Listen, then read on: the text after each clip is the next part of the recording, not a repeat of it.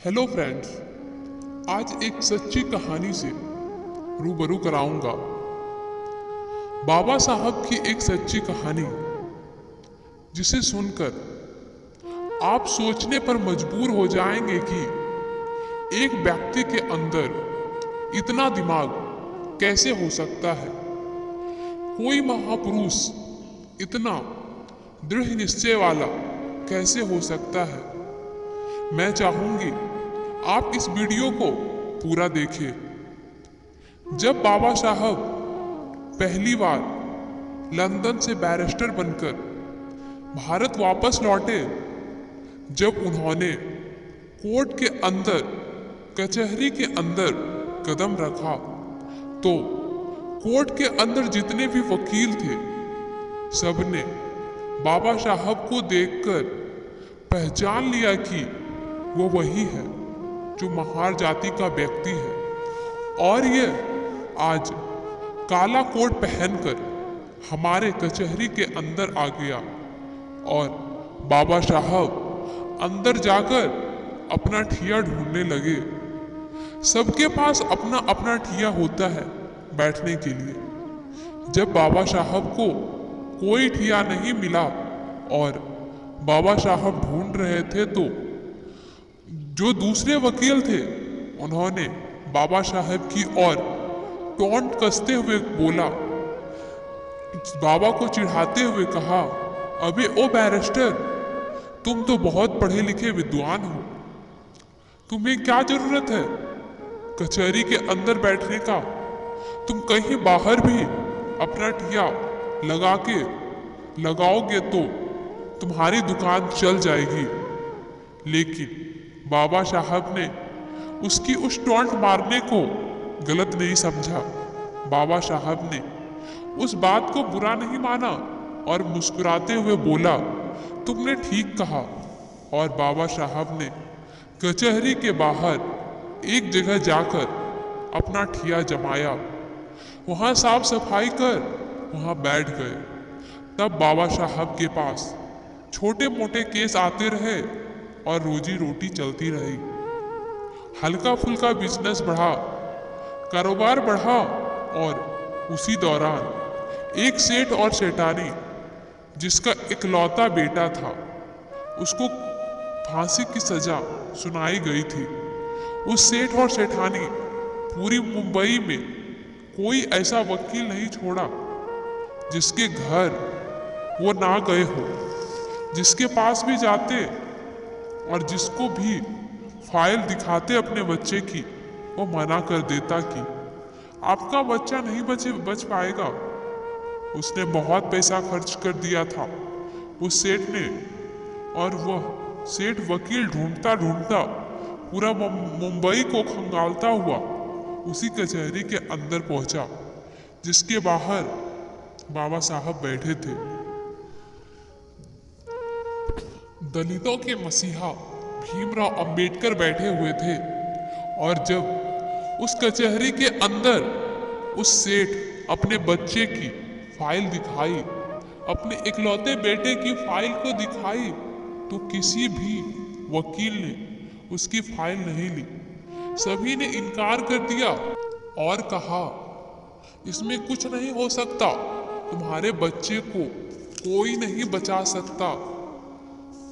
उस सेठ ऐसे ऐसे बड़े बड़े वकीलों को दिखाया जो कानून को अपना घर मानते थे, जो बोलते थे कानून तो हमारे मुट्ठी में है।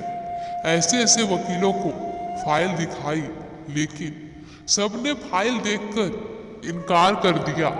और उस कचहरी के अंदर जो भी वकील बैठे थे, उसने फिर से टॉन्ट कसते हुए बोला, अरे सेठ, तुम्हारा केस वह लड़ेगा जो बाहर बैठा हुआ है, महार जाति का व्यक्ति। वो बहुत विद्वान है, वो बहुत पढ़ लिख कर आया है। वो बाबा साहब पर टॉन्ट कस रहे थे, दलितों के मसीहा पर टॉन्ट कस रहे थे, वो बाबा साहब को चिढ़ा रहे थे। सेठ मन से रो रहा था, उसे आशा की एक किरण चाहिए थी, बस क्योंकि उसका इकलौता बेटा जिंदगी और मौत में अटका हुआ था। और जब उस सेठ ने उस वकील की बात सुना तो सेठ उसकी बात मानकर वहीं बाबा साहब के पास पहुंच गया। बाबा साहब के चरणों में गिरकर कहा, हे बैरिस्टर, हे बाबा साहब, मेरे बच्चे को बचा लो। तो बाबा साहब ने सेठ से कहा, उठो, मैं क्या कर सकता हूँ, मैं क्या मदद करूँगा तुम्हारी। यह फाइल तुमने कितने ही वकीलों को दिखाया होगा, तुम वहीं जाओ, मैं क्या कर सकता हूँ, मैं तो महार जाति का हूँ, मैं नीच जाति से हूँ। तो सेठ आप बहुत बड़े वकीलों को दिखाओ। सेठ ने बाबा साहब की शक्ल देखकर कहा, नहीं, अगर मेरे बच्चे को कोई बचा सकता है तो बैरिस्टर आप हो, आप बचा सकते हो मेरे बच्चे को, वरना पूरी दुनिया की कोई ताकत मेरे बच्चे को नहीं बचा सकता। मैं आपका चेहरा देखकर बता रहा हूँ। बाबा साहब, आप मेरी बात मान लीजिए। हे बैरिस्टर, मेरी बात मान लीजिए। मैं तो एक बाप हूँ, मैं इस पीड़ा को सहन कर लूँगा, लेकिन जो उसकी माँ है, जब उसे पता लगेगा कि उसका बच्चा नहीं रहा तो वह भी उसके गम में मर जाएगी। मेरे घर से 2 अर्थियाँ उठेगी बाबा साहब, 2 अर्थियाँ उठेगी। मेरा इकलौता पूत है, मेरा इतना बड़ा कारोबार है, इतना बड़ा बिजनेस है, कौन संभालेगा, क्या करूँगा मैं इसका। जब बाबा साहब ने सुना कि उसकी माँ मर जाएगी तो बाबा साहब को वह बात याद आई जब बाबा साहब छोटे थे। बाबा साहब की माता भीमाबाई ने एक बात कही थी कि भीमा, अगर कभी जरूरत पड़े किसी निर्दोष की जान बचाने के लिए, अगर किसी अच्छे काम के लिए झूठ भी बोलना पड़े तो संकोच मत करना भीमा, संकोच मत करना। और बाबा साहब ने फाइल देखी और फाइल देखकर बोला, सेठ, यह बताओ, इससे पहले यह फाइल किसी और वकील को तो नहीं दिखाई। सेठ ने बोला, हे बैरिस्टर, यह फाइल दिखाई नहीं मैंने। इस फाइल पे इतना नोट खर्च किया कि किसी की आने वाली 3 पीढ़ियां भी कमा नहीं सकती जितना मैंने इस फाइल पे खर्च कर दिया है।